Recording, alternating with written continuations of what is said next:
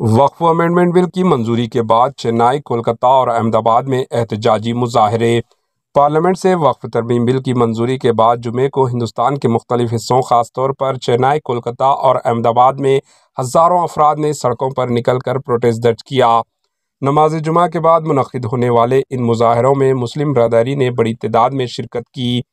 کولکتہ سے موصول ویڈیوز میں دیکھا گیا کہ بڑی تعداد میں مظاہرین قومی پرچم لہراتے ہوئے ہم وقف ترمیم بل کو مسترد کرتے ہیں جیسے پوسٹرز کے ساتھ احتجاجی جلوسوں میں شریک ہوئے۔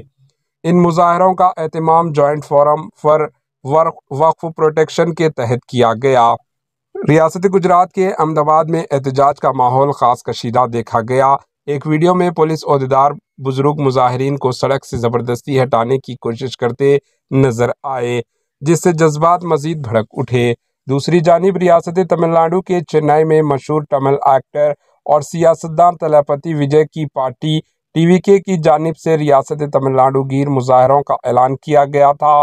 چنئی سمیت کوئمبٹور اور تریچیراپلی جیسے بڑے شہروں میں کارکنوں نے وقف بل نامنظور اور مسلمانوں کے حقوق نہ چھینے جائیں جیسے نعرے لگائے۔ ایکٹر تلاپتی وجے، جو اگلے سال ہونے والے اسمبلی الیکشن میں ایک بڑے لیڈر سمجھے جا رہے ہیں، وقف بل کو غیر جمہوری قرار دیتے ہوئے کہا کہ اس بل کی منظوری ہندوستان کے سیکولر ڈھانچے پر سوالیہ نشان ہے۔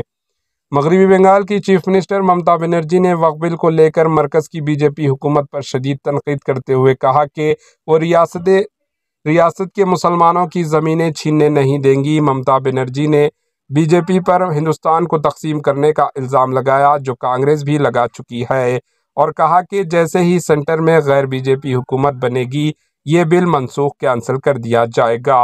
Bureau report, AHN news.